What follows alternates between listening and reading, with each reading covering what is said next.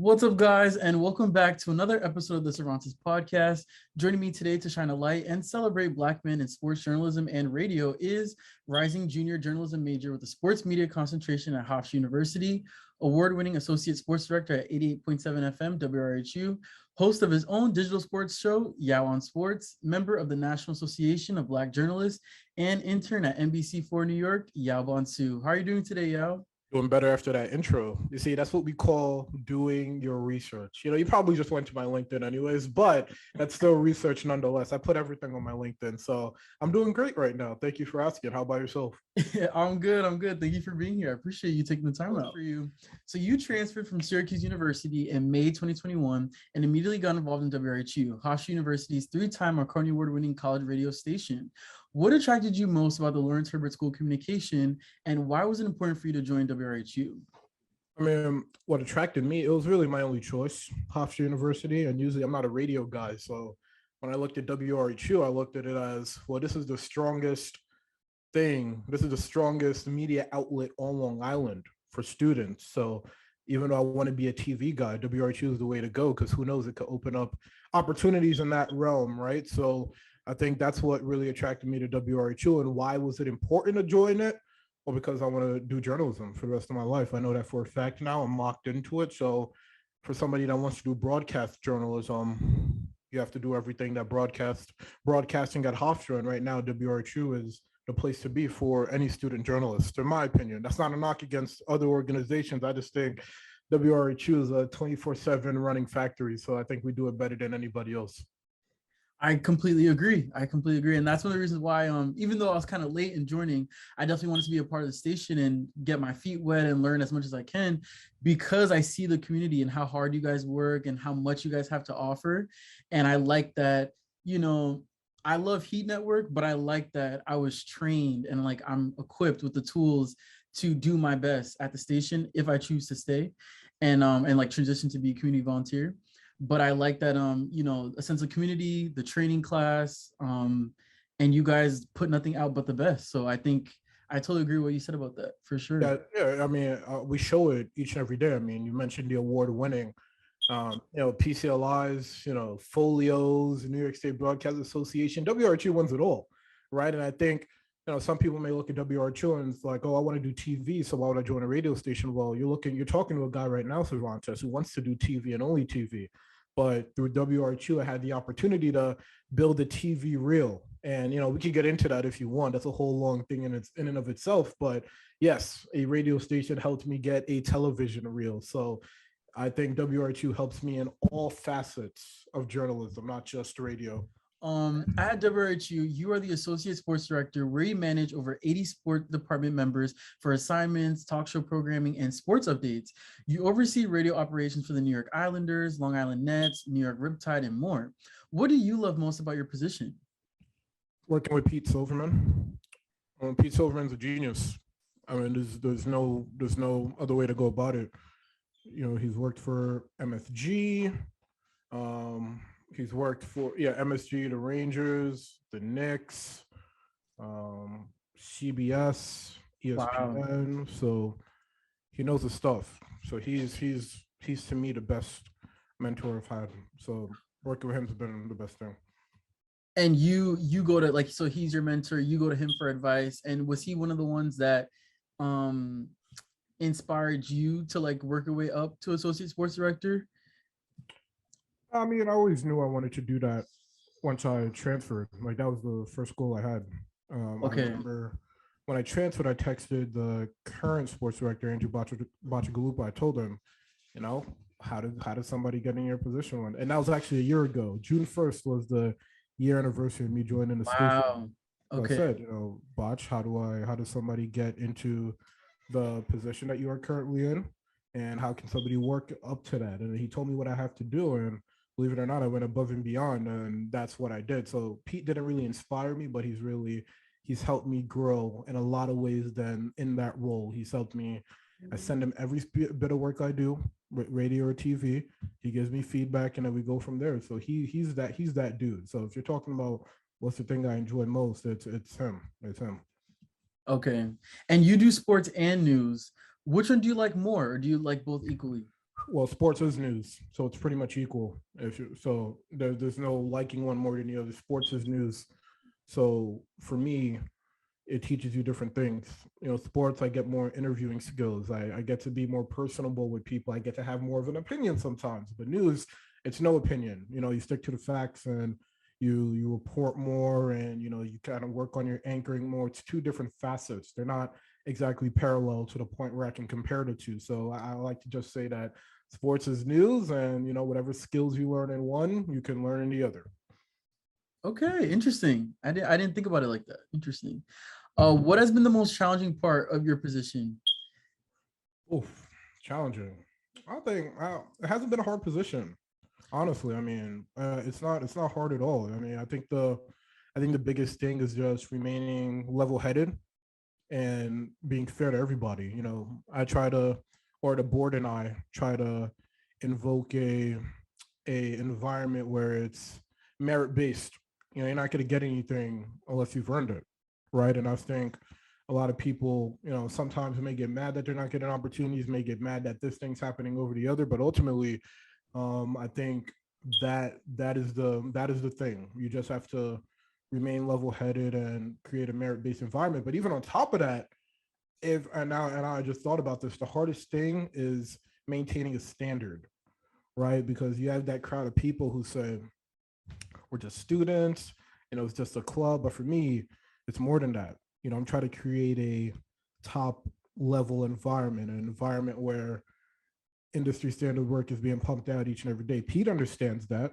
I understand that, but does everybody else understand that? Well, sometimes it's a yes, sometimes it's a no, but it's a matter of getting everybody on the same page, because at the end of the day, we're all a team. If the weakest link is bad, then we're all bad. If the strongest link is bad, then we're all bad. So we got to make sure that we're all on the same page. And I think that's probably the hardest part. Okay. Making sure everyone is like, yeah, on the same page and like understands the goal at hand that you want to go forward with. That's a good Yeah, point. And I think sometimes it's it's just hard because some people may be in it for different reasons. Like, I'm just doing this for my resume, or this is just a club for me. Whereas you, it's like, no, this is like a job and I want to take it seriously. exactly, and that's the hardest thing, because I treat it like a job. I don't get paid. I wish I got paid, but that's the biggest thing, is making sure that people understand that we're supposed to be produced. We're a pre-professional station. We wouldn't have the Islanders, the Ducks, the Nets, the Riptide if we weren't a pre-professional station, right? So we have to make sure that we're maintaining that standard. And yes, you want to have fun with it, and that's what we do. We have a lot of fun with it, but at the end of the day, we have to make sure that we're on top of our game each and every day. And I think that's the biggest challenge, is making sure people understand that standard and making sure people want to get better and are not just coming to goof off. Last month at the annual WRHU banquet, you won the National Association of Black Journalists Larry Whiteside Scholarship. This month, you won Best College TV Reporter and Best College Radio Reporter from the Long Island chapter of the Society of Professional Journalists. So it's safe to say you're pretty good at what you do. Your Instagram bio. In your Instagram bio, you say outwork the next man, alluding to what you just said. Is that your driving force when it comes to your exceptional work ethic and very impressive resume at such a young age? Like that saying, outwork the next man. Without question, I spoke to a news director today, in what state I will not say, but they told me the first piece of advice they gave, their grandfather once told them, X, Y, and Z, you always got to have somebody stronger, somebody smarter, somebody faster, somebody a better reporter. But, and he said this, he said, quote, but no one will outwork me. And I said, that's the words I live by. I'm a friendly person, or I'd like to think I'm a friendly person. Sometimes I'm not by my straight face, but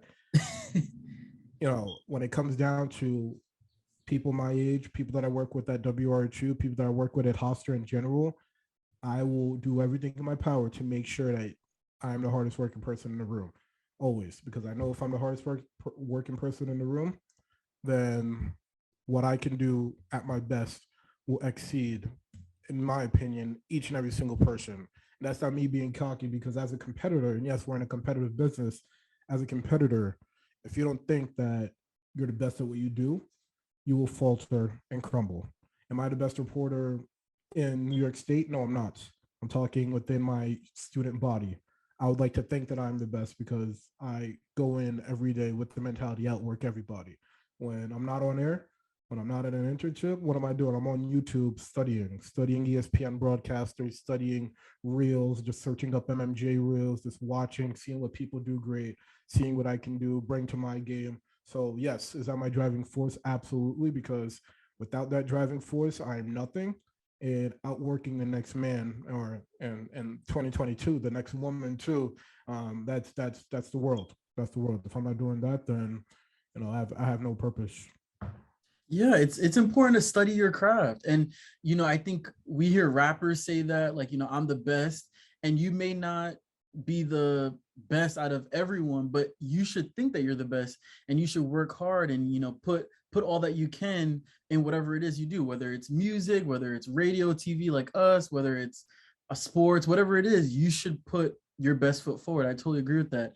Where did that mentality come from for you? Was that like your parents? Were you, where did that come from? That's a good question. Junior year of high school, took a Okay. took a career and college planning class, and in that well, before my junior year of high school, I was obsessed with video games. That's all I do. Come home, play video games. A lot of PlayStation, 2K, Madden, like that. Okay. Oh, that journalism was what I wanted to do. But that junior year, taking that career and college planning class, one of the projects is supposed to go on college board and research a college that you might be interested in. So I researched Cervantes University, and it said GPA, 4 point something, SAT, 14 something, ACT, 20 something. I'm like, whoa, if I applied today, I would not be, that's it. I'm not getting in. Where did that come from? Just seeing that, like literally seeing that, and then from there is like a switch in my head. Did all the extracurriculars I can, and knowing how tough it is, and seeing people on TV, I get legit jealous. Like I watch sports and I get jealous. Like obviously, this person's 30 years older than me and has been to 5 more professional news stations than I have to my zero. But at the end of the day, I know where I want to be now. So it's just a matter of doing everything I can to get there. And it comes with a lot of sacrifices, being more of a private person and focusing more on your craft, not going out on a Saturday night and stuff like that. But, at the end of the day, that's where it came from, seeing people doing what I want to do, and it, making me legit angry because full disclosure, many people don't notice, but, you go to school every day just extremely angry because, you're not where you need to be. Right. So that's really where it came from. And do you try to surround yourself with people who are like-minded and who do have the same or similar work ethic that you have? Because I know sometimes in college there's a lot of distractions and you could easily get lost in the shuffle sometimes, like party and fraternity and this and that. Do you try to surround yourself with people who are like-minded, or are you more so like by yourself, you think? Yeah, I tried. Not saying I don't accomplish that very often. I haven't really found anybody that's tit for tat my speed like 100%. But I try, because once again, you never want to be the smartest person in the room. There's always room to grow. There's always people to learn from. So have I found my twin flame, as the young would say? No, I haven't. Am I on the search for it? Not really. I mean, somebody's gonna come along and be somebody that I click with right away. So I haven't found anybody like that yet, but I know by myself already, I'm already doing great. So I can only imagine what it's like if I have somebody in my corner that gets me better every day. I feel like I'd be unstoppable at that point. You have earned amazing internship and job opportunities. What is your advice for young men and women who aspire to be journalists like yourself? And what would you tell people applying to big companies like NBC where you work? What have you done?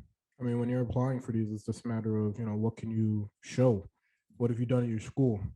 Because right now, we just talked about Hofstra. Hofstra is not a school like Syracuse that is on the air 5 days a week, or 6 days a week, or 7 days a week sometimes.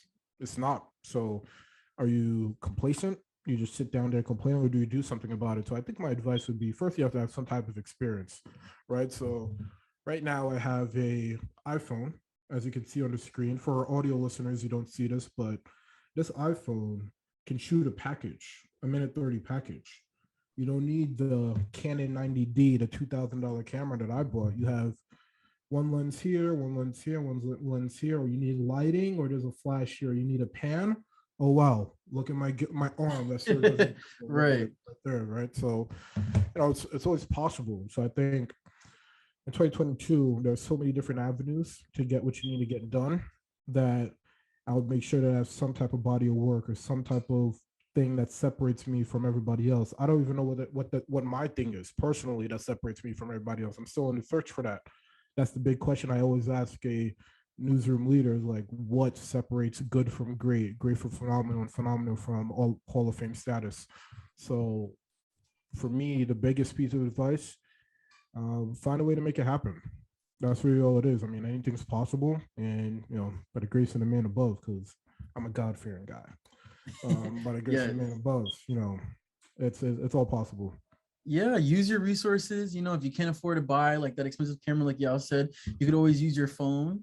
And yeah, create a body of work for yourself. Ask questions. There are people to help, whether it's at school, friends, family. YouTube, Google's free. We believe that. We follow that. All right, cool. In an interview back in February of this year, on 2 weeks' notice, Hofstra's late night comedy show on the Heat Network, you sat down with host Caitlin Moran and Mark Milton and spoke about interviewing rapper and singer 24K Golden at Governor's Ball. What was that experience like? And I wanted to ask you, if you could interview anyone in the world, who would it be? Who would I interview? Well, first of all, 24K Golden's a clown. He was laughing the whole time. He said, "Oh yeah, Hofstra." I didn't think he really knew who Hofstra was, but apparently he did. So, I mean, kudos to him. I thought he was just, as the teens say now, capping, quote unquote. But yeah, he was a good guy. I wasn't too hype about it. I just knew he was the only guy whose face I recognized. There's this guy with pink overalls that I forgot his name. This rapper with pink overalls that also I tried to interview, but he rejected. Pink Sweats, I think his name is, or something like that. Okay. I'm not familiar with that one, but okay. Yeah, his manager rejected me, but 24K Golden, his mother was great with it. So, yeah, he was fun. But as far as one person I'd want to interview, um, uh, Jimmy Pitaro. And for those who don't know, Jimmy Pitaro is the president of ESPN. Why do I want to interview the president of ESPN? Because I want to know what it takes to get on the radar of the president of ESPN. You see, many people think that, if you're going to interview one person, you're going to interview a celebrity, but no, you want to interview somebody who can get you to where you want to be. So to hear from the head of the network himself what it actually takes to get into the network that he controls. Yes, that's the number one thing. In a February 2020 interview on the All the Smoke podcast, journalist, staff writer for The Atlantic, and former ESPN talent Jamel Hill spoke to hosts Matt Barnes and Steven Jackson about how social media has changed the game of journalism. She said most people these days are looking to reaffirm their beliefs through the media as opposed to neutrally being told the information and then coming to a conclusion. Do you agree? Do you think people just want to watch programming that reinforces what they already think? And do you believe it's difficult for people to decipher the truth given the day and age we live in? Wow. Well, let's tackle the first one first. Do I think people want to watch programs that reinforce what they already believe in? Yes and no. Because at first, when you're introduced to something, yes, you want to watch something, but you also watch something to get an opinion of somebody who's notable so you can formulate your own opinion. And once you see that their opinion is always something you agree with, then you always go back to that thing. So when you're first watching something, the answer to that question is no, because you're listening to everybody you can to try to see what sticks with you and what resonates with you. But then as you get more into that, then the answer is yes. You do want to watch programming that reinforces what they believe because you're used to listening to Cervantes. And if Cervantes' opinions are always on point, then yes, I'm going to keep gravitating back to him. That's how Fox News gets all its viewers. That's how CNN, ABC, NBC is called loyalty. So loyalty is really the answer to that question. So yes and no. When it comes to sports, yes. And I think when it comes to news, yes, but not so much because sports is easy. Anybody could throw out a trade scenario and it's like, oh, Bradley Beal's being rumored to join the Chicago Bulls or Kyrie Irving's being rumored to join, the Los Angeles Lakers in a trade for Russell Westbrook. It's so hard to decipher what's right and what's wrong because usually it's never uncovered until the situation is dealt with. So if we go into the season and Kyrie Irving isn't traded, we know that it was false. So we have to go all these months thinking whether or not it's going to be right or wrong. And then we get to the point where somebody's traded. And then that's when we know whether it's right or wrong. In terms of news, it's kind of more fast paced as far as whether we uncover the truth or not, because it's Okay. something that journalists, investigators are on. Then I think we know who the true sources are and who aren't when it comes to news. But in sports, everybody's a reporter, which means everybody could hear things from sources that tell them, this is what's going to happen. And really, that's just false. Right, right. And I think sometimes because we all have a platform now, it's not like back in the 90s where we only heard about things like on TV or in the newspaper. Because everyone has a platform, sometimes people just want to spew the information they believe to be true. And then a 10-year-old or whoever watching, like, oh, I just saw on Instagram or Twitter that this thing happened, when in actuality it didn't happen or it's not true. So I think it's important that we are careful of the sources that we consume. Are you picky about the sources you consume, like news sources that you consume, or like media outlets that you try to listen No, from? not at all. Not at all. I mean, ESPN's they brand themselves as the worldwide leader, and I still think that. Well, they show it. The app, I listen to everything that ESPN does, so I consume hours and hours of ESPN content because I know what they report is more than true. I'm not picky, whatever. I'll find out for myself whether it's right or wrong. I don't avoid somebody just because they spew BS all the time. No. When it comes to news and sports, ESPN's, I go there, Fox, whoever it is. But when it comes to news, I consume CNN, NBC, ABC, CBS. It really doesn't matter to me because the truth will come to light sooner or later. Interesting way to look at that. Not all the time though. I don't want that to sound ignorant. Not all the time it'll come to light, but sometimes, and I think most of the time, it does come to light. So yes, there are fake news sources out there. I'm not dismissing that, but there are certain news organizations who, to me, always report the truth, and that's NBC, ABC, so on and so forth, CBS, CNN, and then you go from there. So there's Kerry Champion, Stephen A. Smith, Taylor Rooks, and the list goes on. Stephen A. Smith. If you're at Stephen A. Smith, my idol. Okay. I'll meet him one day. Okay, I was gonna ask. Yeah, I was gonna ask. I don't know if that was the question. Like, who's the person you look up to? But Stephen A. Smith is that guy. He's that guy. So the way he, like, his resume, his experiences, the way he carries himself, that's how like you aspire to be like, or like his position maybe is where you aspire to be. Single biggest draw in sports television. People watch First Take to either watch him scream, watch people quote unquote beat him in debates, watch how he reacts to the Cowboys, watch how he talks about whoever it is, or just bash him. But either way, whichever reason that is, you're still watching him. He still makes you want to watch him and react however way you see fit. And what people don't understand is he likes when people disagree with him. He's always been an antagonist throughout his entire career. He'll tell you himself. He's always been an antagonist. People don't get that. I see a lot of people hate on Stephen A. They do not understand the business of what he does. And I, for one, like to think that I do. And that makes me appreciate him that much more. He is one of the greatest broadcasters I've ever seen. And to me, he's my absolute favorite for all the reasons I just said. He draws your attention, whether you like him or not. If you got the opportunity to meet him and like have a conversation, what would you ask him? What would you want to know? That's hard because I've listened to every interview he's ever done.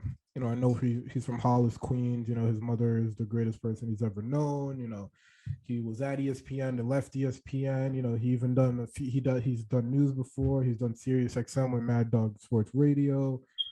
He's done First Take now. He's been number one in the mornings for a decade. He's done all this stuff. I know a lot about Stephen A. So I don't really know what I'd ask him because I don't know. I don't know what I'd ask him. That's a good question. I think I'd ask him about what we just talked about is when a lot of people are watching you just to see you trip up or fail, how do you manage that? What's your reaction to that? Do you think that it's just, well, I'm the face of the franchise as in First Take, I'm the face of the franchise, whatever it is, people are still watching me. Is it that? Or, how do you manage that? How do you manage such a large burden and responsibility on your shoulders? Because remember, he approves all the guests that are on First Take. Okay. He's the one that said he wanted Max off the show. Yes, you have ESPN executives that say yes or no, but he got a lot of responsibility on his shoulders, right? So how does he manage all of that on top of being a fantastic on-air talent that he is? That's what I would ask Stephen at. Right, because he has fans, but he also has a lot of people hate watching.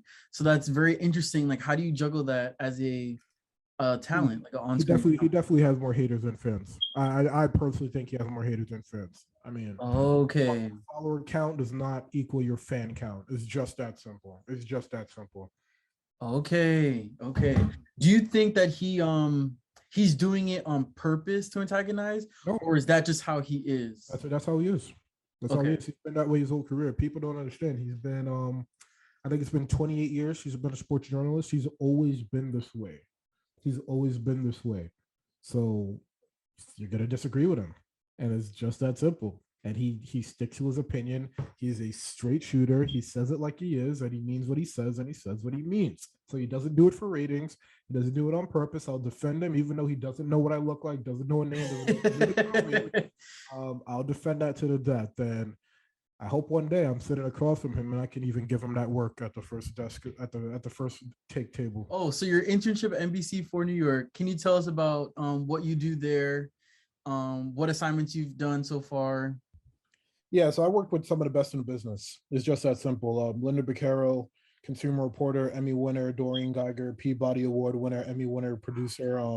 She's great. They're both great. They give me the opportunity to work on consumer issues. So her segment is Better Get Beccaro, and what we do or what they do, and I just tagged along as an intern, is they help people who have financial problems, right? So let's say you got robbed of a refund, or you got something finance wise or something consumer wise that is screwing you over.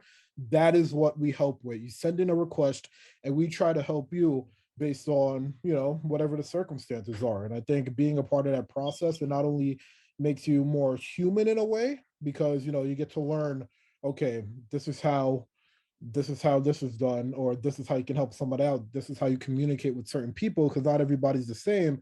That helps you more further and further. And I think with NBC, it's one of the top news stations in the entire country. It's a powerhouse.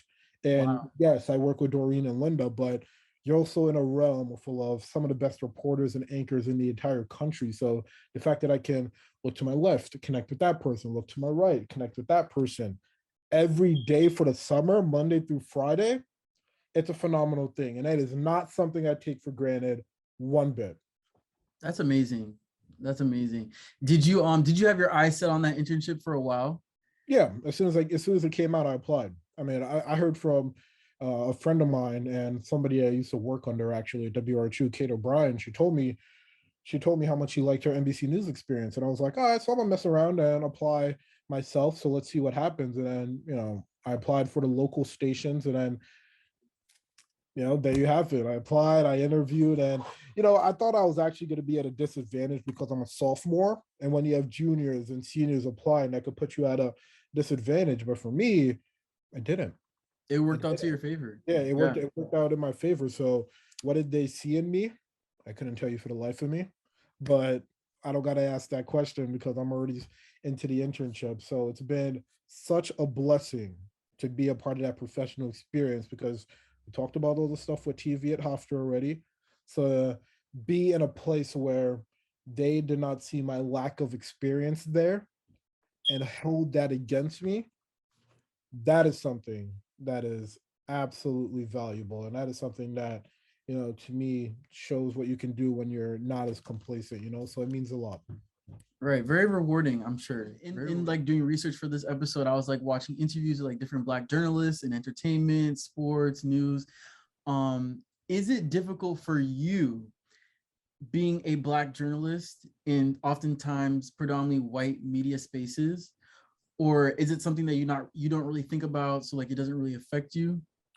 Yeah, I don't think about it for myself. I think about it for other people, because I know there are people who have gone through the challenges because they look like me, right? And I think for me, I can't speak on any personal experience about that, because I don't know whether or not my lack of opportunities have been because of the fact that I look the way I look, right? But I'm not tone deaf to it. I'm not blind to it. I know it's something that's in the media. I know it's something that's present there. So if you go to the top of the top, sometimes it is diverse, but that's not the case everywhere. right? NABJ is always tweeting out initiatives, always tweet NABJ is in place. It was created to help that issue. NABJ wouldn't be in place if these issues did not exist. So Right. it's there. It's evident. You may not be going through it, but that doesn't mean your fellow brothers and sisters are not going through it. So that's the case we're looking at right now. Can I speak from personal experience? No. Can I speak from reading a New York Times article in which certain companies or New York Times and New York Post in which certain companies got exposed because of the certain race related issues? Yes, I can. Yes, I can. And that to me is to the extent I think about it, damn, this person, looks like, and I feel bad. I feel bad because it shouldn't be the case. It should be the best of the best being hired, regardless of what you look like. Right. I totally agree. It should be about the work. So the first rapid fire question: what makes you laugh the most? John Mullen. Okay. John Mullen, not general manager, director of operations at WRHU. He is the funniest person I've ever met in my life. If you get close to him, he'll tell you about all his experience in radio. He is the funniest person I've ever met. Very cool guy. Very cool guy. 3 things you're grateful for? My Lord and Savior, Jesus Christ, journalism, and my mentors. Okay. I like those 3. What would you tell your younger self? Keep doing what you're doing. Don't change a single thing. Do not change a single thing. You don't live life looking back. Yes, there are things I could have done better. Yes, there are things that probably could have changed. But at the end of the day, the place I'm at right now, am I 100% happy right now with what I'm doing? No, but we grow and we'll get there eventually. Where do you see yourself in 5 years? You tell me. You tell me. I know where I want to see myself, but I don't know where that will be. I want to see myself, in a big city with a big sports presence and being a sports reporter, anchor, director. Will I reach there? Time will only tell. Talent is subjective and beauty is in the eye of the beholder. Right. And people say, like, we make plans and then God laughs. So it's like we have goals, but sometimes, life may take us in a different direction. So I think that's appropriate. That's appropriate answer. And the last rapid fire question: what would you name this current chapter of your life? Insatiable appetite for success. Okay, interesting. Insatiable appetite for success, and that's really, my life is only one chapter, and that's it. Insatiable appetite for success, because that's the path. Tiger Woods once said, "Never arrive," and I don't plan on doing that. You ask me what my favorite moment is. It's the next one. What's the peak of my goals? I don't know. Once I reach that peak, whatever I say, it's just going to be on to the next. So there's always something greater that can happen. Interesting. I had never heard that one before. That's a good one. But thank you so much, Yaw, for joining me on the podcast. I really appreciate it. Definitely dropped a lot of gems in this episode, and hopefully people watching who are aspiring journalists can take what you said and apply it to their own career and their everyday life. So check out and subscribe to Yaw's digital sports show, Yaw on Sports, on YouTube, and follow him on Instagram at Yaw on Sports and at Yaw Bonsu 27. To learn more about Yaw's multimedia journalist work, you can visit yawbonsu.org. And be sure to follow WRHU at WRHU Radio and at WRHU Sports on Instagram. Be sure to leave a rating for the Cervantes Podcast on Anchor, Apple Podcasts, Spotify, or wherever you listen to podcasts. Also, don't forget to like, comment, and subscribe to the Cervantes Podcast YouTube channel and click the notification bell up top so you're notified whenever I upload a new episode. Thank you guys for listening. Have a good one.